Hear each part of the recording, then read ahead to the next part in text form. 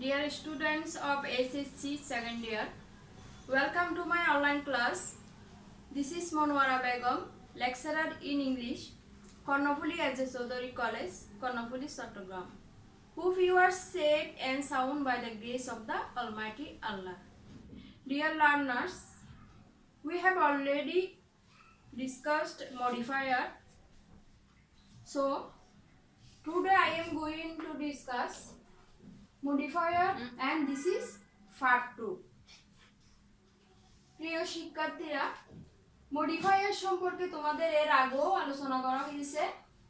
গত ক্লাসে ছিল ফ্রি মডিফায়ার এবং আজকের ক্লাসটা হচ্ছে পোস্ট মডিফায়ার্স। আমি আগের ক্লাসও বলেছি তোমাদের মডিফায়ার সম্পর্কে জানতে হলে আগে পার্টস অফ স্পিচ সম্পর্কে ধারণা করতে হবে, ধারণা থাকতে হবে, কারণ মডিফায়ারটা অ্যাডজেক্টিভ, নাউন, অ্যাডভার্ব এই তিনটা পার্টস অফ স্পিচ যদি তুমি সেন্টেন্সে আইডেন্টিফাই করতে পারো তাহলে তুমি মডিফায়ারটা ইজিলি সলভ করতে পারবে। So let's begin the class. Post modifiers. What is post modifiers? Post modifiers are the modifiers which come after the words they modify. যেসব ওয়ার্ড মডিফাই করে ওই ওয়ার্ডগুলোর শেষে পোস্ট মডিফায়ারটা বসে। এবং পোস্ট মডিফায়ার হিসেবে আমরা কি কি ইউজ করতে পারি দেখো। অ্যাপোজিটিভস, infinitive or infinitive phrases, prepositional phrases, dependent clause, etc. are used as post modifiers. তুমি পোস্ট মডিফায়ার হিসেবে পাবে অ্যাপোজিটিভস। অ্যাপোজিটিভস শব্দের অর্থ হচ্ছে যে নাউন সম্পর্কে অতিরিক্ত তথ্য দেওয়া। যেমন কাজী নজরুল ইসলামকে আমরা বিদ্রোহী কবি হিসেবে চিনি, ওইটাই হচ্ছে কাজী নজরুল ইসলাম সম্পর্কে অতিরিক্ত তথ্য প্রদান করা। সেই ক্ষেত্রে বিদ্রোহ কবিটা তোমার অ্যাপোজিটিভস হিসেবে কাজ করবে। Infinitive phrases. Infinitive means 2 + be1 এবং ইনফিনিটিভ এর পরে যখন আরো এক্সটেনশন থাকবে সেন্টেন্সে, অতিরিক্ত কিছু তোমাকে অ্যাড করতে হবে, তখন ওটা হবে infinitive phrases. Prepositional phrases. Preposition দিয়ে তোমার পোস্ট মডিফায়ারটা হয়। ডিপেন্ডেন্ট ক্লজ, স্বাধীন বাক্যাংশ দিয়েও তোমার পোস্ট মডিফায়ার্সটা তুমি ইউজ করতে পারবে। Are used as post modifiers, এই ওয়ার্ডগুলা সাধারণত এই টপিকগুলো পোস্ট মডিফায়ার হিসেবে আমরা ফ্রেজেসে পাবো। এবার আসো, what is অ্যাপোজিটিভস। অ্যাপোজিটিভস as post modifier. Post modifier হিসেবে তুমি অ্যাপোজিটিভ হিসেবে পাবে।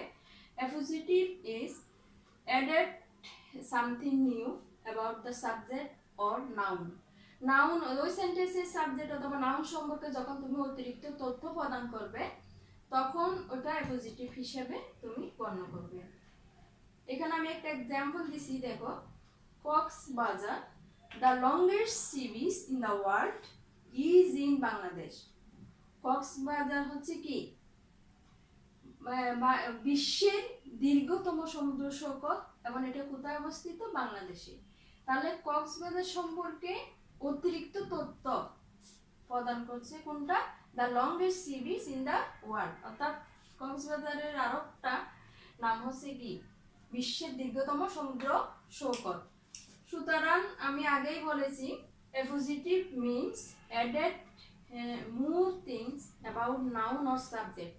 সাবজেক্ট অথবা নাউন সম্পর্কে যখন তুমি অতিরিক্ত তথ্য প্রদান করবে ওটাই appositive. Cox's Bazar, the longest sea beach in the world, is in Bangladesh. And then infinitive or infinitive phrases. Infinitive means 2 + be1.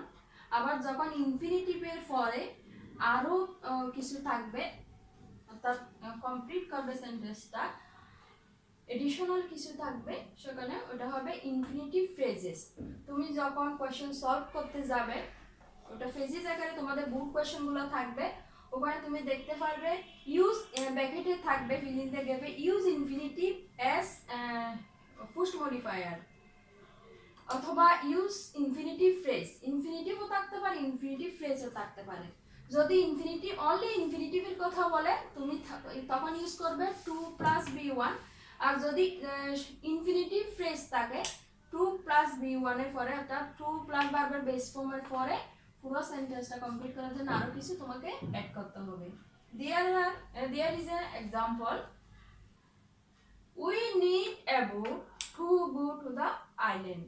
এখানে তুমি দেখতে পাচ্ছ কি আমি আন্ডারলাইন করেছি to go, to plus B one ভার্বের বেস ফর্ম, এতটুকু ইনফিনিটিভ। ইনফিনিটিভের পরে আরো কিছু যখন থাকবে টু দ্য আইল্যান্ড তখন ওই সেন্টেন্সটা হবে infinitive phrases.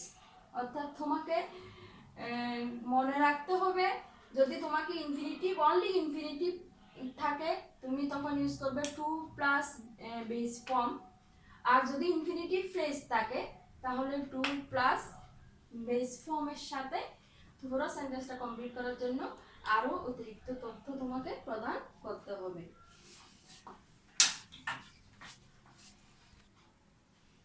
Dear students, there are more examples about first modifiers. Adjective as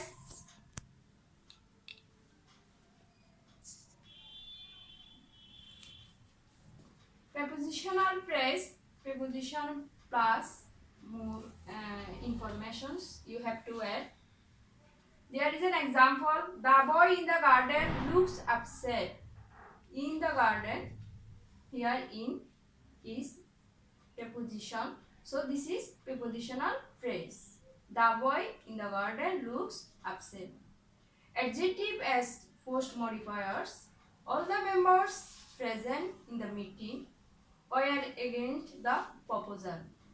Here the word present is used as adjective.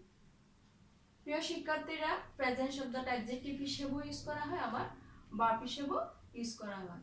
এই সেন্টেন্সে এটা অ্যাডজেক্টিভ হিসেবে, অ্যাডজেক্টিভ অ্যাজ ফার্স্ট মডিফায়ার্স। অর্থাৎ তোমাকে যখন অ্যাডজেক্টিভ ফার্স্ট মডিফায়ার হিসেবে অ্যাডজেক্টিভ ইউজ করতে বলবে তখন তোমাকে ওই সাবজেক্টের পরে অ্যাডজেক্টিভটা ফার্স্ট মডিফাই করার জন্য বসাতে হবে। All the members present in the meeting were against the proposal. Here the word present is adjective as first modifiers, adverb as first modifier, adverb ও first modifier হিসেবে ইউজ করা হয়। আমি এখানে एग्जांपल দিছি দেখো, the students outside started gossiping. Here the word outside বাইরে is adverb. This is an example of adverb as first modifier. Present participle or present participle phrase, আমরা জানি এর আগের ক্লাসও আমি বলেছি present participle means verb B one plus ING, ভার্বের base ফর্মের সাথে আইএনজি যোগ, ওটা হচ্ছে প্রেজেন্ট পার্টিসিপল। এবং ভার্বের বেস ফর্মের সাথে আইএনজি পরে যখন আরো কিছু অ্যাড করবে ওই সেন্টেন্সে তখন ওটা হবে প্রেজেন্ট পার্টিসিপল ফ্রেজ। অর্থাৎ ইনফিনিটিভ ফ্রেজের মতো তোমার প্রেজেন্ট পার্টিসিপল এবং প্রেজেন্ট পার্টিসিপল ফ্রেজ দুটোটাই ফার্স্ট মডিফায়ার থাকে। কখনো তুমি দেখতে পাবে ফ্রেজে যে বুট কোয়েশ্চেনগুলোতে প্রেজেন্ট পার্টিসিপল হিসেবে ফার্স্ট মডিফাই করতে হবে, আবার কখনো দেখবে তুমি প্রেজেন্ট পার্টিসিপল ফ্রেজ থাকবে। সুতরাং যেখানে প্রেজেন্ট পার্টিসিপল ইউজ করতে বলবে you have to add here at there B one plus ভার্বের সাথে আইএনজি, ভার্বের সাথে আইএনজি। আর যদি প্রেজেন্ট পার্টিসিপল ফ্রেজ থাকে তখন তোমাকে ভার্বের সাথে আইএনজি প্লাস আরো কিছু সেন্টেন্সের সামনে ব্যালেন্স রেখে তোমাকে আরো কিছু অ্যাড করতে হবে। অর্থাৎ সেন্টেন্সটা তোমাকে মিনিংফুল করতে হবে। The boy, there are two examples, the first one is present participle and the second one is present participle phrase. The boy came here running. The boy standing at the door was known to all. প্রথম এক্সাম্পলে দেখতে পাচ্ছ only running, this is an example of present participle. এখানে দেখতে পাচ্ছ present পার্টিসিপলের পরে at the door, this is an example of present participle phrase. First participle phrase, first participle means B3, verb first participle form plus extension as first modifier. First পার্টিসিপলটা কিভাবে first modifier হিসেবে তুমি সেন্টেন্সে use করবে। The bridge destroyed by flood has been rebuilt. এখানে দেখতে পাচ্ছ destroyed.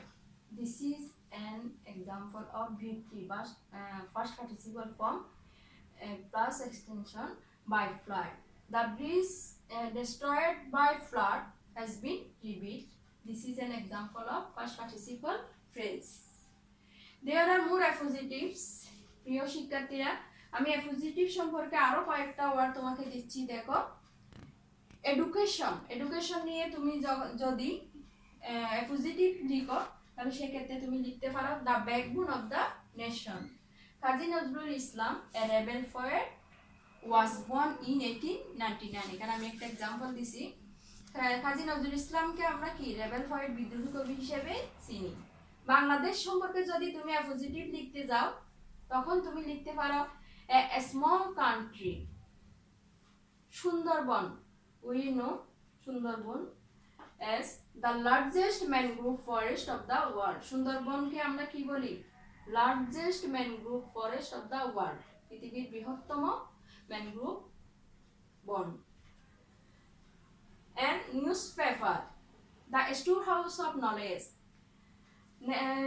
The storehouse of knowledge. নিউজপেপারকে আমরা পজিটিভ, নিউজপেপার সম্পর্কে পজিটিভ বলতে গেলে সেখানে তুমি ইউজ করতে পারো the storehouse of knowledge. So this is these examples of, there are more examples about post modifiers. Dear students, at this moment I am going to finish the class. Stay safe and study more and more and practice more good questions on this topic. See you later. Allah Hafiz.